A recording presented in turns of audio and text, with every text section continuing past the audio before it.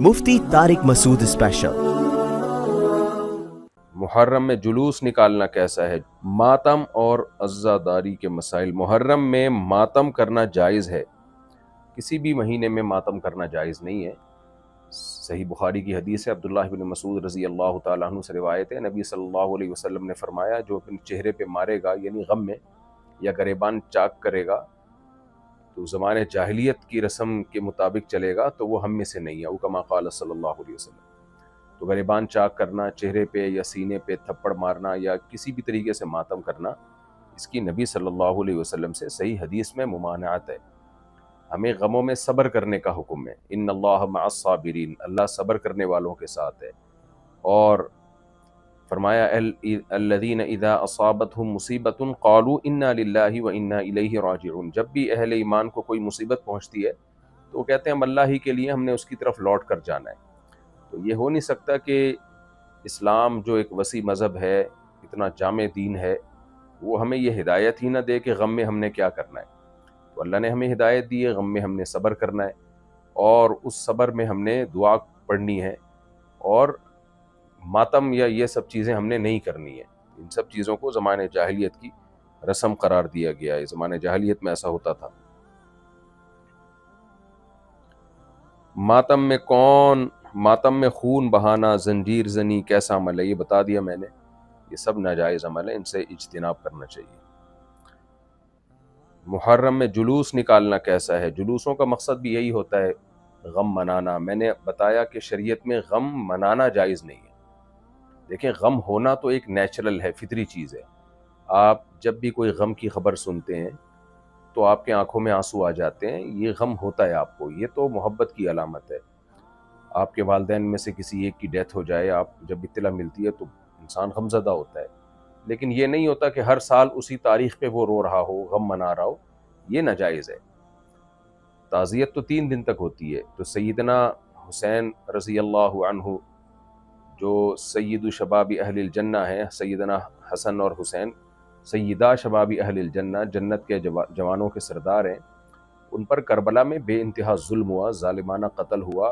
जिन लोगों ने कत्ल किया, अल्लाह उन बदबख्तों को अजाब दे, और उन बदबख्तों ने जो कुछ किया है अल्लाह उनको कैफरे किरदार तक पहुँचाए, उनके अंजाम तक पहुँचाए। लेकिन जब भी ये ख़बर मिले और इस पर फिर सोच सोच के गम मनाना, ये शरीयत में इजाज़त नहीं। हाँ, जब आपको ख़बर मिले और आपको नेचुरली कुदरती तौर पर कोई गम हो जाए तो वो तो फितरी चीज़ है, तो ये बल्कि मोहब्बत की अलामत है। लेकिन सोच सोच के उसको और जुलूस निकाल के और फिर मजलिसें मुनक़िद कर के, ये शरीयत में जायज़ नहीं है। इसकी हमें कोई मिसाल नहीं मिलती। हज़रत उस्मान रज़ी अल्लाह ताला अन्हु भी शहीद हुए थे, बहुत ही ज़ालिमाना तरीक़े से आपको शहीद किया गया था। इसी तरह नबी सल्लल्लाहु अलैहि वसल्लम के दौर में जो जिहाद हुआ, जंगें हुई, आपके चहीते शहीद हुए, आपके लख्ते जिगर शहीद हुए मैदान जंगों में, लेकिन कहीं भी नहीं मिलता कि नबी ने हर साल उनका गम मनाया हो। हज़रत जाफ़र तैयार रज़ी अल्लाह ताला अन्हु की शहादत की आपको ख़बर मिली, आपकी आंखों से आंसू जारी थे। तो आपकी जो अज़वाज थी हज़रत जाफ़र तैयार की, उनके रोने की आवाज़ बाहर आई, उनके चीखने की आवाज़ आई, तो आप कितना गज़बनाक हुए। सही हदीस है कि आपने कितनी सख्ती से उनको हुक्म दिया। अब जिनकी जवान खूबसूरत शौहर, बहादुर शौहर, गैरतमंद शौहर शहीद हो गए, उनकी बीवियों को चीखो पुकार की इजाज़त नहीं दी जा रही उस मौके पे। ये नहीं कि अगले साल, बल्कि उसी मौके पे। तो अगले साल कहाँ से इजाज़त दी जाएगी किसी के गम मनाने की? तो इसलिए सैयदना हुसैन या सैयदना हसन, उनसे मोहब्बत हमारे ईमान का हिस्सा है, लेकिन हमने मोहब्बत भी शरई हुदूद के अंदर रह के करनी है, और मोहब्बत में हमने अल्लाह की हुदूद नहीं तोड़नी है। तो इसलिए जब कोई करबला का वाक़या सुनता है, पढ़ता है, और उस मौके पर उसके आँख से आंसू निकल आए, बयान करने वाले की आंखों से आंसू निकल आए, तो ये तो फितरी चीज़ है, नेचुरल चीज़ है। लेकिन सोच सोच के उसमें फिर जुलूस निकालना और उसको इस नीयत से वाक़यात को सुनाना कि ताकि लोग रोएं, चीखें, तो जो बहुत जगहों पर देखा है इस तरह की महफिलें लगती हैं, ये फिर शरई हुदूद से तजावुज़ है। मुहर्रम में नए कपड़े और नए जूते पहनना कैसा है? देखें, जब शिया लोगों ने मुहर्रम को मनहूस समझना शुरू कर दिया था اور اس میں غم منانا شروع کر دیا، تو بعض لوگوں نے شیعوں کی مخالفت میں محرم کو ایک تہوار سمجھنا شروع کر دیا، یعنی ایسا معاملہ شروع کر دیا جیسے تہوار ہے، اس میں نئے کپڑے پہننا اور اس طرح کی، تو یہ بھی غلط ہے۔ محرم نہ تو کوئی تہوار ہے کہ جس میں خوشی منائی جائے، نہ کوئی غم کا مہینہ ہے کہ جس میں غم منایا جائے۔ ہاں یہ ضرور ہے کہ 4 مہینے اسلام میں محترم ہیں، ان میں جب آپ کوئی نیکی کرتے ہیں تو اللہ سے امید ہے کہ ثواب زیادہ ہوگا، اور اس کا تقدس پامال کرتے ہیں تو گناہ کا زیادہ خطرہ ہے، یعنی خاص طور پہ جنگ و جدال کرنا اس میں، بس اتنا ہے۔ تو اس سے جتنا شریعت نے جس کے بارے میں ہمیں بتایا، ہمیں اتنا ہی رہنا چاہیے، اس سے آگے جانے کی کوشش نہیں کرنی چاہیے۔ گھر میں ٹی وی بند کر دینا یا سر میوزک چھوڑ دینا صرف محرم میں کیسا ہے؟ اچھی بات ہے، صرف محرم میں نہیں کریں یہ کام، سفر میں بھی کریں اور ربیع الاول میں بھی کریں۔ تو باقی رمضان میں سب سے زیادہ برائیاں کرنا، کیونکہ وہ رمضان میں نیکیوں کا ثواب بھی کئی گنا بڑھ جاتا ہے اور گناہوں کا وبال بھی کئی گنا بڑھ جاتا ہے۔ تو محرم کا میں بھی برا ہے، سفر میں بھی برا ہے، ربیع الاول میں بھی برا ہے۔ اب یہ لوگ عجیب سی بات ہے کہ محرم میں کہتے ہیں کہ میوزک بند کرو اور سفر میں پھر چلا دیتے ہیں، ربیع الاول میں پھر چلا دیتے ہیں، تو یہ غلط ہے، سب میں بند کریں۔ محرم میں صرف حضرت حسین کا غم ہی کافی ہے، کیا مطلب؟ یہ سوال میں سمجھا نہیں ہے۔ محرم میں رونا دھونا اور غم منانے کی شریعت کا حکم کیا ہے؟ میں نے بتا دیا کہ اسلام میں صبر کا حکم ہے، غم منانے کا حکم نہیں ہے۔ جتنی بڑی سے بڑی مصیبت آ جائے، شریعت ہمیں حکم دیتی ہے کہ صبر کرو، ان اللہ مع الصابرین، صبر کرنے کا حکم ہے ہمیں۔ یہ جو حدیث پیش کی جاتی ہے کہ نبی صلی اللہ علیہ وسلم نے جب بتایا کہ میرے نواسے کو قتل کر دیا جائے گا تو آپ کے آنکھوں سے آنسو نکلے، تو اس سے بعض لوگ کہتے ہیں کہ جی اس سے پتہ چلتا ہے حسین کے غم میں رونا بھی سنت ہے۔ نبی صلی اللہ علیہ وسلم نے یہ ہمیں نہیں کہا کہ جب بھی شہادت کی ہر سال تم جو ہے رویا کرو، تبھی نبی صلی اللہ علیہ وسلم بھی ہر سال نہیں روئے ہیں۔ جب آپ کو اطلاع ملی تو اس وقت تو محبت کا تقاضا تھا کہ انسان کے آنکھوں سے آنسو نکلیں، تو سید الانبیاء صلی اللہ علیہ وسلم کی محبت تو بہت زیادہ تھی اپنے دونوں لاڈلوں سے۔ تو جب آپ کو اطلاع ملی تو وحی کے ذریعے تو آپ کا رونا فطری ہے۔ تبھی میں نے بتایا کہ اگر کوئی کربلا کا واقعہ سنتا ہے اس کو رونا آ جاتا ہے تو یہ محبت کی علامت ہے، لیکن یہ نہیں ملتا کہ ہر سال نبی صلی اللہ علیہ وسلم وہ واقعہ سوچ سوچ کے رویا کرتے تھے، بلکہ آپ نے صبر کا حکم دیا ہے۔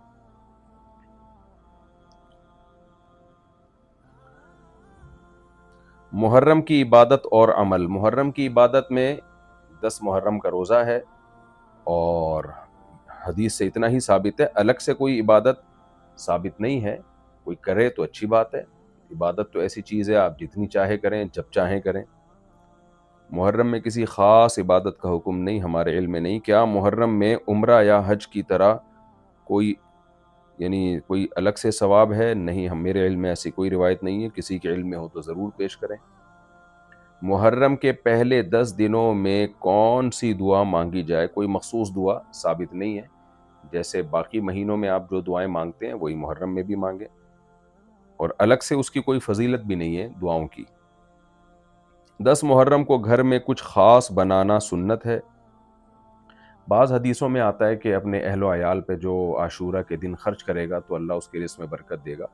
اسی وجہ سے بعض علماء کا رواج ہے کہ عاشورہ کے دن گھر میں دسترخوان کو وہ وسیع رکھتے ہیں، لیکن میں نے جب ان حدیثوں کی تحقیق کی ہے تو ان میں کوئی بھی حدیث صحیح نہیں ہے، اور بعض علماء کہتے ہیں ٹھیک ہے صحیح حدیث تو نہیں ہے، لیکن تعدد طرق کی وجہ سے وہ حسن کے درجے کو پہنچ گئی ہیں۔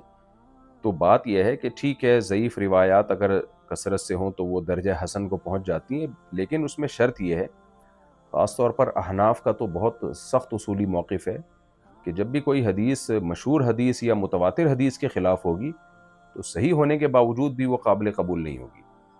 تو یہاں جو حدیث ہے، جو ضعیف روایتیں ہیں، وہ بخاری کی صحیح حدیث کے خلاف ہیں جس میں عاشورہ میں ہمیں روزہ رکھنے کا حکم دیا گیا ہے۔ تو اب روزہ اور دسترخوان وسیع کرنا ایک ساتھ جمع نہیں ہو سکتے۔ بعض لوگ یہ کہتے ہیں کہ جی ٹھیک ہے روزہ رکھیں دن میں اور افطاری میں دسترخوان وسیع کر دیں، تو بھائی جب افطاری میں دسترخوان وسیع کریں گے تو وہ عاشورہ کا دن رہے گا ہی نہیں، وہ تو 11 محرم شروع ہو جائے گی۔ تو بعض لوگ پھر یہ کہتے ہیں کہ نہیں وہ رات یہاں دن کے تابع ہے، تو کچھ بنتا نہیں ہے، بہت زیادہ تعویلات کرنی پڑتی ہیں۔ اس لیے علامہ ابن تیمیہ رحمہ اللہ کی رائے اس بارے میں یہی ہے کہ ایسا معلوم ہوتا ہے کہ جیسے شیعہ لوگوں نے اس دن کو منحوس دن قرار دیا، تو بعض شام کے لوگوں نے، سنیوں نے، ان کی مخالفت میں بھی تشدد کر کے اس کو گویا ایک خوشی کا دن قرار دے دیا، اور پھر خوشیوں میں کپڑے بھی اچھے پہنے جاتے ہیں اور دسترخوان وسیع بھی کیا جاتا ہے، کھلایا پلایا جاتا ہے۔ تو ابن تیمیہ رحمہ اللہ کی رائے یہ ہے کہ یہ کچھ لوگوں نے غلو میں یہ حدیثیں گڑھی ہیں، واللہ عالم۔ بہرحال روایات ہیں، اختلافی مسئلہ ہے، جب مسئلہ اختلافی ہوتا ہے اہل حق علماء کے درمیان تو اس میں تشدد اور غلو جائز نہیں ہے۔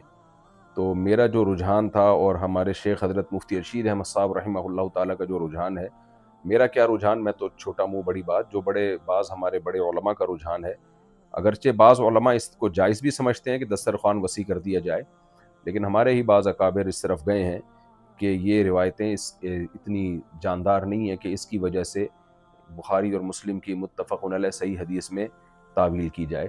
لہذا ہماری رائے یہی ہے، ہمارا فتویٰ اسی پر ہے کہ دسترخوان وسیع کرنا بھی ٹھیک نہیں ہے۔ جب چاہیں دسترخوان وسیع کریں، بچوں کو کھلائیں پلائیں، لیکن 10 محرم میں اس کی کوئی خاص فضیلت کسی مضبوط دلیل سے ثابت نہیں۔ روزہ رکھیں آپ 10 محرم کا، افطاری میں ویسے ہی دسترخوان آٹومیٹیکلی وسیع ہو ہی جاتا ہے، کیونکہ افطاری میں بھوک لگتی ہے تو کھانے پینے کا دل کرتا ہے، تو بچوں کو بھی روزہ رکھوائیں، سب مل کے موج مستی کریں، کھائیں پئیں افطاری میں، روزے میں نہیں، روزہ تو عبادت ہے۔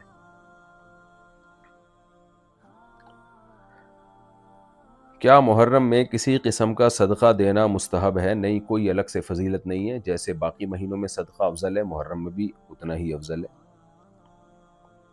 محرم میں مسجد میں خصوصی درس دینا سنت ہے؟ کوئی الگ سے سنت نہیں ہے، اس کی کوئی الگ سے کوئی فضیلت نہیں ہے۔ باقی کوئی دینا چاہے تو جیسے ہر مہینے میں روزانہ درس ہوتا ہے، محرم میں بھی ہو سکتا ہے۔ محرم میں فاسٹنگ اور چیریٹی کا کیا تعلق ہے؟ کوئی تعلق نہیں ہے، روزہ رکھنا 10 محرم کو رکھیں اور چیریٹی بھی روزے میں کریں تو روزے میں ویسے ہی ہر نیکی کا ثواب بڑھ جاتا ہے۔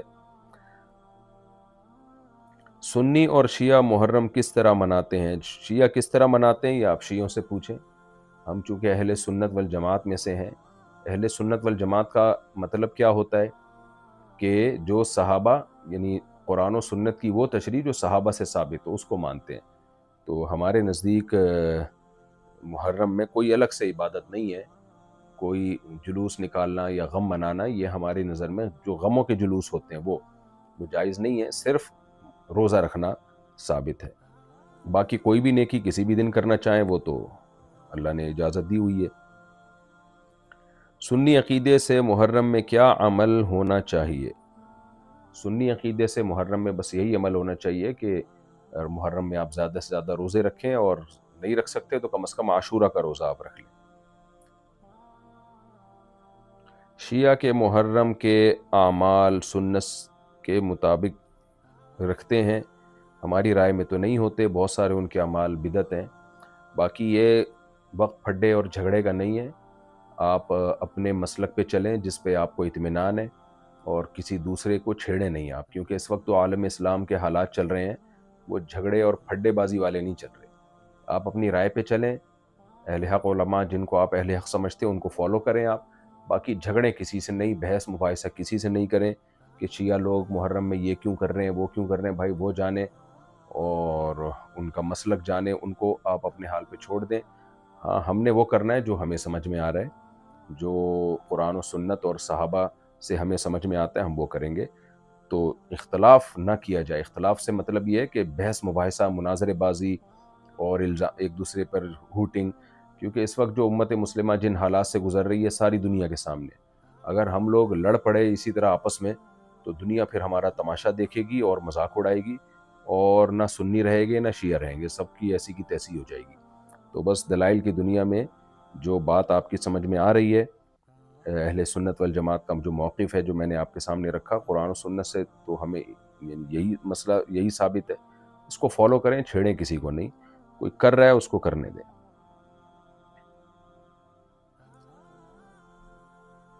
شیعہ لوگوں کا 12 امام کا عقیدہ سنت سے ثابت ہے، ہمارے رائے کے مطابق ثابت نہیں ہے۔ اسلام میں جو اصل امام ہیں وہ تو صرف سید الانبیاء محمد صلی اللہ علیہ وسلم ہیں۔ البتہ مجازاً امام کہا جاتا ہے، حدیث میں جو ہمارا رہبر ہوگا ان کو بھی ہم امام کہتے ہیں، تو ان کا مطلب یہ نہیں ہوتا کہ وہ کوئی معصوم عن الخطا ہیں، بلکہ مطلب یہ ہے کہ وہ ایکسپرٹ ہیں اپنی فیلڈ کے، لہذا اس فیلڈ میں ہم ان کو فالو کرتے ہیں، جیسے حدیث میں امام بخاری کو، امام مسلم کو۔ اسی طرح فقہ میں جو اہل سنت والجماعت کے امام ہیں وہ 4 ہیں، امام ابو حنیفہ، امام مالک، امام شافعی، امام احمد ابن حنبل، یعنی 4 سے مراد وہ جن کا فقہ مدون مرتب ہوا اور صدیوں تک چلا اور آج بھی بھرپور طریقے سے موجود ہے۔ تو ہمارے ہاں جو امام کا مطلب ہوتا ہے وہ یہ نہیں کہ وہ معصوم علی الخطا ہے، اس سے غلطی نہیں ہو سکتی، اس کی بات پتھر پہ لکیر ہے۔ تو اہل سنت والجماعت میں امام کا مطلب یہ ہے کہ وہ فقہ میں چونکہ ماہر ہیں، تو لہذا ہم حدیث سے ایک بات وہ ہے جو ہمیں اپنی عقل کے مطابق سمجھ میں آ رہی ہے، اور ایک وہ ہے جو امام ابو حنیفہ کی سمجھ میں آ رہی ہے، تو ظاہر ہے ان کا فہم فراست ہم سے زیادہ تھا، تو اس بیس پہ ان کو فالو کیا جاتا ہے۔ یہ عقیدہ نہیں ہوتا کہ ان سے غلطی نہیں ہو سکتی، تبھی ان 4 اماموں کے ماننے والوں نے بہت سے اقوال ان 4 اماموں کے ترک بھی کیے ہیں۔ خود فقہ حنفی میں ہمارے ہی مشائخ نے بہت سے اقوال امام حنیفہ کے چھوڑ دیے، شافعی فقہ میں بہت سے اقوال امام شافعی کے چھوڑے گئے ہیں۔ وجہ اس کی ہے کہ اہل سنت والجماعت ان 4 اماموں کو معصوم عن الخطا نہیں سمجھتے کہ ان سے غلطی ہو ہی نہیں سکتی۔ معصوم عن الخطا صرف پیغمبر کی ذات ہوتی ہے، اور پیغمبر سے اگر خطا ہو بھی جائے تو اللہ کی طرف سے فوراً اصلاح کر دی جاتی ہے تاکہ لوگ نبی کو فالو کریں، ہر چیز میں فالو کریں۔ تو اہل سنت والجماعت کے ہاں امام کا مطلب، جو مجتہدین ہیں امام، ان کا مطلب یہ ہوتا ہے کہ ان کا علم ہمارے علم سے زیادہ تھا، اور ان میں قرآن و سنت کو سمجھنے کی صلاحیت ہم سے زیادہ تھی، لہذا قرآن و حدیث کا ایک مفہوم وہ ہے جو ہمیں سمجھ میں آ رہا ہے، اور ایک وہ ہے جو ان کو سمجھ میں آ رہا ہے، ان کو سمجھ میں آ رہا تھا، تو ان کی رائے پر اپنی رائے کو چھوڑ دینا، بس یہ عقیدہ رکھے کہ غلطی ہر ایک سے ہو سکتی ہے۔ شیعہ حضرات کے ہاں امامت کا تصور کچھ اور ہے، وہ پھر آپ شیعہ لوگوں سے پوچھیں، وہ مجھ سے نہیں پوچھیں۔ اہل سنت والجماعت کو حسین رضی اللہ تعالیٰ عنہ سے محبت کا اظہار کیسے کرنا چاہیے؟ اہل سنت والجماعت کو سیدنا حسین سے محبت کا اظہار آپ کے مناقب کو بیان کر کے کرنا چاہیے، آپ کے فضائل جو احادیث میں بہت سارے ہیں، تاریخ کی کتابوں میں بہت سارے ہیں، اور جیسے ہم ابو بکر رضی اللہ تعالیٰ عنہ کی فضیلت بیان کرتے ہیں، خلفۂ راشدین کی فضیلت بیان کرتے ہیں، اور دیگر اصحاب رسول کی، جن میں سیدنا معاویہ بھی ہیں، حضرت ابو سفیان بھی ہیں، سارے صحابہ ہمارے آنکھوں کے تارے ہیں، ان سے اگر کوئی غلطی ہوئی بھی ہے تو ان کی نیکیوں کا پلڑا اتنا بھاری ہے کہ وہ غلطیاں اللہ معاف کر دے گا، یہ ہمارا عقیدہ ہے۔ اور سیدنا حسن و حسین تو سیدہ شباب اہل الجنہ ہیں، جنت کے جوانوں کے سردار ہیں، نبی کے لاڈلے ہیں، اور نبی صلی اللہ علیہ وسلم کا نسب مبارک بھی آپ سے چلا ہے، تو یہ فضیلت ہے، اس فضیلت کو بیان کرنا چاہیے۔ تو یہ ہمارے نظر میں محبت کے اظہار کا طریقہ ہے، اور آپ کی تعلیمات کو فالو کرنا چاہیے۔ کسی کی سے محبت سب سے بڑی بات یہ ہے کہ آپ اس کی تعلیمات کو فالو کریں۔ تعلیمات کو فالو کیا نہیں جائے اور محبت کا اظہار کیا جائے تو یہ تو پھر محبت نہ ہوئی۔ محبت تو یہ ہے کہ جب آپ کسی سے صحیح میں محبت کرتے ہیں تو ان کے احکامات، ان کی تعلیمات کو فالو کرتے ہیں آپ۔ محرم میں ہماری سوچ اور عمل کا رخ کیا ہونا چاہیے؟ ہماری سوچ اور عمل کا رخ یہ ہونا چاہیے کہ سیدنا حسین رضی اللہ تعالی عنہ نے حق کی خاطر اپنی جان دے دی، غیرت پہ سمجھوتا نہیں کیا، اور ہم سب ہو چکے ہیں، ہم بغیرتی پہ سمجھوتا نہیں کرتے، ہم الٹا چلتے ہیں، حق کے لیے آواز نہیں اٹھاتے، اور اگر آواز اٹھاتے بھی ہیں تو اس میں اپنا مفاد ہوتا ہے۔ تو یہ سب چیزیں ہمیں سیدنا حسین رضی اللہ تعالیٰ عنہ کی سیرت سے سیکھنی چاہیے کہ آپ نے غیرت اور حمیت پر سمجھوتا نہیں کیا۔ ایک ظالم بدبخت کے سامنے آپ جو ہے یہ خوب سمجھ لیں، سیدنا حسین بغاوت کے لیے نہیں نکلے تھے کربلا میں۔ اگر آپ ریاست کے خلاف بغاوت کے لیے نکلے ہوتے تو خواتین اور بچوں کے ساتھ نہ نکلے ہوتے، پوری فوج لے کے نکلے ہوتے۔ آپ تو تفتیش احوال کے لیے گئے تھے، اور زبردستی آپ کو گھیر کے آپ کو جو ہے ظلماً قتل کیا گیا، جو تاریخ کا ایک بدترین ظلم تھا۔ تو ہمیں سبق ملتا ہے کہ اللہ والے لوگ، نیک لوگ، ضروری نہیں کہ اس دنیا میں ان کو ترقیاں ملیں، بعض دفعہ ظالم کو ترقی ملتی ہے، اور جو مظلوم ہوتا ہے، جو حق پر ہوتا ہے، وہ شہید ہو جاتا ہے۔ تو اس لیے یہ دنیا دار الامتحان ہے، یہ یہ دار العمل ہے، یہاں امتحان ہے، عمل ہے، نتیجے کی زندگی نہیں، نتیجے کی یہ جگہ نہیں ہے۔ تو جب اللہ کے نبی کے لاڈلے سیدنا حسین رضی اللہ تعالیٰ عنہ کے ساتھ ظلم ہو سکتا ہے، آپ شہید ہو سکتے ہیں، اور دنیا کے لحاظ سے تو اس کو ناکامی سمجھا گیا نا، یعنی جو کوفہ کا بدبخت لانتی گورنر تھا جس کے ہاتھ رنگین ہوئے سیدنا حسین کی شہادت سے، تو وہ تو اپنے آپ کو کامیاب سمجھ بیٹھا نا کہ جو وہ چاہتا تھا اس نے کر لیا۔ لیکن کیا کوئی ذرا سے ایمان والا شخص بھی یہ سمجھ سکتا ہے کہ وہ کامیاب تھا؟ ظاہر ہے اس نے زندگی بھر کی لعنت اور زندگی بھر کی نحوست اپنے ذمے لے لی۔ تو ہمیں سبق لینا چاہیے کہ یہ دنیا دار فانی ہے، اس کی کامیابی اور اس کی ناکامی اصل نہیں ہے۔ حضرت زکریا علیہ السلام کو آرے سے چیر دیا گیا تھا، کتنے پیغمبروں کے ساتھ ظلم زیادتیاں ہوئی، سیدنا عثمان رضی اللہ تعالیٰ عنہ کے ساتھ کیا ہوا، حالانکہ آپ عشرہ مبشرہ میں سے ہیں۔ سیدنا عثمان رضی اللہ تعالیٰ عنہ، آپ کو دنیا میں اللہ نے جنت کی بشارت دی ہے، لیکن کیسے شہید کر دیے گئے۔ تو یہ دنیا کی کامیابیاں اور خوشیاں، اس سے کبھی ہمیں دھوکے میں نہیں آنا چاہیے، کبھی اللہ کی نعمت بھی ہوتی ہیں اور کبھی اللہ کی طرف سے عذاب بھی ہوتی ہے۔ یہ بہت بڑا سبق ملتا ہے ہمیں سیدنا حسین رضی اللہ تعالیٰ عنہ کے واقعے سے۔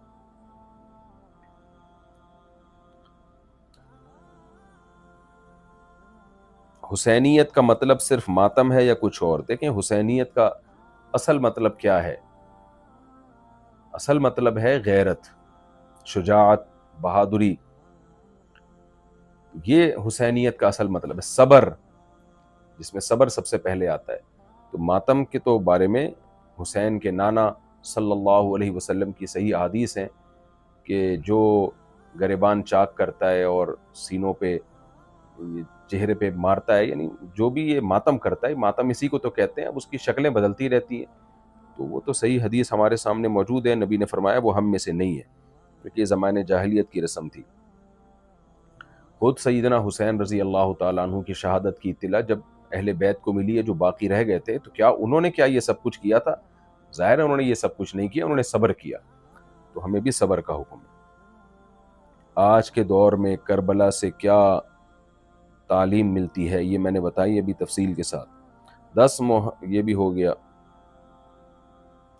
10 محرم کو من گھڑت قصے سنانا کیا جائز ہے؟ 10 محرم کو جو واعظین کی طرف سے واقعات سنائے جاتے ہیں، کچھ تو واقعی مستند واقعات ہوتے ہیں، لیکن ان میں زیادہ تر واقعات من گھڑت ہوتے ہیں، صرف مجمع گرم کرنا ہوتا ہے، یہ بھی غلط ہے۔ نبی صلی اللہ علیہ وسلم نے ارشاد فرمایا کہ کفا بالمرء کذبا ان یحدث بکل ما سمع، انسان کے جھوٹا ہونے کے لیے اتنا کافی ہے کہ ہر سنی سنائی بات کو آگے نقل کر دے۔ تو ہر سنی سنائی بات میں ہر پڑھی ہوئی بات بھی ہے۔ کتاب میں آپ نے کوئی واقعہ پڑھ لیا، آپ کو تحقیق ہے نہیں کہ یہ مستند ہے غیر مستند ہے، تو اس کو آگے نقل کر دیا، تو یہ بھی جائز نہیں ہے، یہ بھی انسان کے جھوٹا ہونے کے لیے کافی ہے۔ تو محرم میں یا سفر میں یا ربیع الاول میں کسی بھی مہینے میں جب آپ کربلا کا واقعہ پڑھیں سنیں تو اس کی تحقیق کر لیں کہ یہ مستند بھی ہے یا نہیں ہے، کیونکہ بہت زیادہ بعض لوگ مبالغہ، میں نہیں کہہ رہا سب کرتے ہیں، لیکن بہت سے لوگ اس میں جھوٹے قصے بھی داخل کر دیتے ہیں مجمع گرم کرنے کے لیے، اور اس کو گویا ایک طرح کے وہ کیا کرتے ہیں کہ لوگوں کو یعنی یہ بھی گویا تفریح کا ایک وہ بنا دیتے ہیں، اس کو بھی عنصر، ایک انٹرٹینمنٹ کا جو ہے اس میں عنصر پیدا کرنے کی کوشش کرتے ہیں۔ آپ کہہ سکتے ہیں انٹرٹینمنٹ کیسے ہو سکتی ہے کسی کا غم سنا کے؟ تو غم میں جب بہت زیادہ جھوٹے قصے ڈال دیے جائیں نا اس کے اندر، دیکھیں ہمارے نزدیک سیدنا حسین کا قتل ہی اتنا بڑا ظلم اور اتنا بڑا غم کا واقعہ ہے کہ یہی عرش کو ہلا دینے کے لیے کافی ہے۔ یہ کوئی کم نہیں ہے کہ ایک اسلامی ریاست تھی، اس کا ایک گورنر تھا جو اپنے آپ کو مسلمان کہتا تھا، اس کے ہاتھوں نبی کے نواسے کا اور اہل بیت کا قتل ہو رہا ہے، یہ کوئی کم واقعہ نہیں ہے۔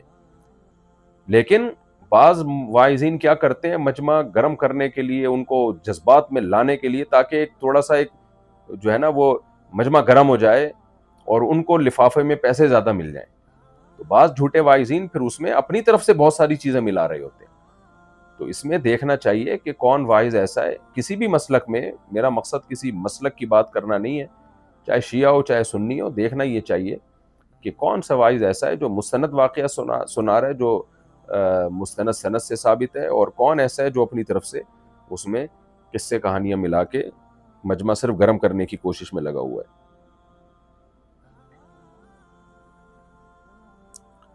محرم میں غم دکھانے کے لیے کالے کپڑے پہننا جائز ہے؟ جائز نہیں ہے، میں نے بتایا غم منانا جائز نہیں ہے، غم ہو جائے تو ایک الگ بات ہے، لیکن اسپیشلی اس کو باقاعدہ طریقے سے منانا اس کی اسلام میں اجازت نہیں ہے۔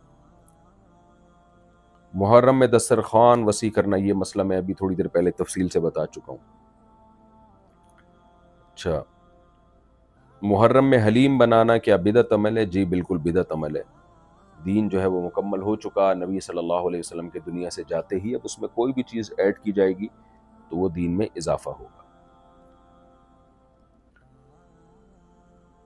محرم میں منت مانگنا کیا جائز ہے؟ بعض لوگ یہ بھی سمجھتے ہیں کہ محرم میں منت مانی جائے تو وہ پوری ہوتی ہے، تو اس کی بھی کوئی دلیل نہیں ہے، اور اسپیشلی یہ سمجھ کے محرم میں منت ماننا کہ اس میں زیادہ ثواب ملے گا یا منت پوری ہوگی، یہ بھی جائز نہیں ہے، گناہ ہے کہ آپ نے اپنی طرف سے کیوں شریعت کے کہے بغیر کسی مہینے کو منت کے لیے خاص کر لیا آپ نے۔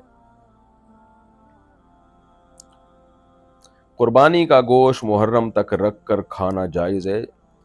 قربانی کا گوشت جب تک چاہیں آپ رکھ کے کھائیں، لیکن بعض لوگ اس لیے محرم تک رکھتے ہیں کہ انہوں نے حلیم بنانا ہوتا ہے اس میں، تو میں نے بتایا محرم میں حلیم کو کوئی فضیلت دینا جائز نہیں ہے، اور آج کل لوگ فضیلت ہی دیتے ہیں، اس لیے اوائڈ کرنا چاہیے اس سے۔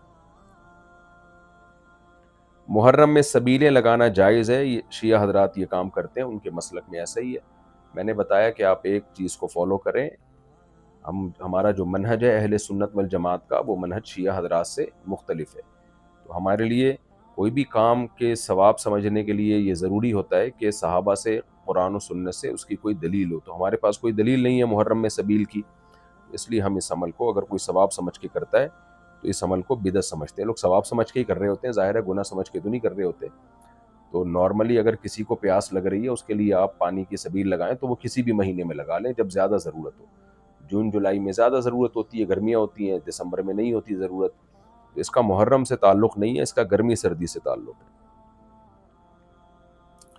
سبیل میں مقصد صرف پانی پلانا ہو اگر تو جائز ہے؟ مقصد پانی پلانا ہے تو پھر سفر میں کیوں نہیں لگا رہا، ربیع الاول میں کیوں نہیں لگا رہا؟ جو محرم میں لگا رہا ہے اس کا مطلب اس کے دماغ میں یہ بات ہے کہ اس میں زیادہ ثواب ہے، تو یہ غلط ہے، آپ شریعت میں کیسے اضافہ کر رہے ہو، اس میں ثواب نہیں ملے گا بلکہ بدعت کا گناہ ملے گا۔ پھر بار بار میں کہتا ہوں جو شیعہ لوگ ہیں ان کو چلنے دیں، وہ جو کر رہے ہیں کہ کسی کو چھیڑے نہیں جا کے کہ سبیل کیوں لگائی ہے، کیا کر رہے ہو، یہ دور چھیڑ چھاڑ کا نہیں ہے، امت کو بہت سے بڑے مسائل میں اتحاد کی ضرورت ہے جو دنیا کے حالات چل رہے ہیں، لیکن آپ یہ کام نہ کریں اور سبیلوں سے پانی بھی نہ پئیں، آپ اوائڈ کریں اس سے۔ کیا محرم میں قیامت آئے گی؟ بعض روایات ہیں اس ٹائپ کی لیکن کوئی بھی مستند روایت نہیں ہے۔ 10 محرم سے متعلق جتنے بھی واقعات ہیں ان میں بالکل بے غبار جو صحیح سند سے ثابت ہے واقعہ وہ یہ ہے کہ اس دن حضرت موسیٰ علیہ السلام اور بنی اسرائیل کو فرعون سے نجات ملی تھی۔ اس کے علاوہ جتنے بھی 10 محرم اور عاشورہ کی طرف واقعات منسوب ہیں ان میں کچھ حدیثیں تو بالکل من گھڑت ہیں، کچھ ضعیف ہیں، تو بالکل بے غبار مستند روایت صرف یہی ہے۔ محرم میں نکاح کرنا کیا منحوس ہوگا؟ نہیں، کوئی مہینہ کوئی دن اسلام میں منحوس نہیں ہے، اور اگر ہم کسی کے غم کی وجہ سے کسی مہینے کو منحوس سمجھنا شروع کر دیں اور اس میں نکاح پہ پابندی لگا دیں تو پھر تو اسلامی تاریخ میں یکم محرم سے لے کے 30 ذی الحجہ تک ہر دن کوئی نہ کوئی واقعہ ہوا ہے، تو اس لیے اہل سنت والجماعت کے نزدیک کوئی اس میں حرج نہیں ہے، بلکہ نکاح میں تاخیر شریعت میں پسندیدہ کام نہیں ہے۔ اب آپ کا رشتہ طے ہوا محرم میں اور آپ اس کو ڈیلے کر رہے ہیں کہ میں سفر میں کروں گا، تو شریعت میں نکاح میں تاخیر پسندیدہ کام نہیں۔ انکحوا الایام منکم والصالحین من عبادکم و امائکم، کہ اللہ کہتے ہیں جو بھی بے نکاح ہیں ان کا نکاح کرا دیا کرو، تو کب کیا مطلب کرا دیا کرو؟ 10 سال کے بعد کرا دیا کرو، مطلب یہ ہے کہ جب موقع ہو اسی وقت کرا دیا کرو۔ تو آپ صرف اس وجہ سے محرم کے نکاح کو ڈیلے کر رہے ہیں کہ معاذ اللہ یہ منحوس مہینہ ہے، تو یہ پھر گناہ ہوگا آپ کو۔ ویسے ہی کوئی ڈیلے کر رہا ہے کہ ابھی اس کے لیے سوٹیبل نہیں ہے نکاح کرنا تو ایک الگ بات ہے، لیکن اپنی طرف سے کسی مہینے کو آپ نے منحوس قرار دے کے نکاح جیسی مبارک عمل کو ڈیلے کر دیا تو یہ پھر شریعت پر زیادتی ہونے کی وجہ سے گناہ ہوگا اس میں کہ آپ نے شریعت پر اضافہ کیوں کیا۔ بعض لوگ کہتے ہیں اگر اس مہینے میں آپ کے ابا کا انتقال ہوا ہوتا تو آپ نکاح کر لیتے. بالکل کر لیتے اگر 1 سال گزر چکا ہوتا. ہاں جس وقت انتقال ہوتا ہے اس وقت تو انسان رو رہا ہوتا ہے, غمزدہ ہوتا ہے, اس کی توجہ ہی نہیں جاتی نکاح وغیرہ کی طرف, وہ ایک الگ بات ہے. لیکن اگلے سال جب وہی مہینہ آئے گا تو اس میں سب لوگ کر رہے ہوتے ہیں. کسی یعنی فرض کریں کہ ربیع الاول میں یا رجب میں آپ کے والد کا انتقال ہوا, تو یہ کہیں بھی نہیں ہے کہ اگلے رجب میں آپ نے شادی نہیں کرنی کیونکہ آپ کے والد کا انتقال ہوا تھا. تو پھر تو کبھی آپ کی والدہ کا انتقال ہوا ہوگا, کسی مہینے آپ کی والدہ کا انتقال ہوا ہوگا. تو غم کا مہینہ جب اگلے سال دوبارہ آتا ہے تو اس میں وہ نہ انسان کے وہ جذبات ہوتے ہیں اور نہ جو ہے اس پہ کوئی شرعی احکام ہوتے ہیں. تو اس لیے سیدنا حسین رضی اللہ تعالی عنہ کی شہادت میں نے بار بار بتایا کہ چھوٹے غم نہیں ہے, امت کے لیے بہت بڑا غم تھا. شاید تاریخ میں امت نے اس سے بڑا غم نہ دیکھا ہو. لیکن اب ہر سال اس مہینے کو آپ منحوس سمجھنا شروع کر دیں اور اس میں کوئی خوشی منانے کو ناجائز سمجھنا شروع کر دیں, یہ پھر شریعت پر اضافہ ہے, شریعت پر زیادتی ہے. یہ زیادتی اضافہ جائز نہیں ہے. محرم کی اسلام میں فضیلت کیا ہے, میں نے بتا دی. کیا عاشورہ کا روزہ واجب ہے؟ عاشورہ کا روزہ واجب تھا. حدیث میں آتا ہے کہ جب تک رمضان کے روزے فرض نہیں ہوئے تھے تو عاشورہ کا روزہ لازم تھا. جب اللہ نے رمضان کے روزے فرض کر دیا تو پھر عاشورہ کے روزے کی فرضیت کو منسوخ کر دیا.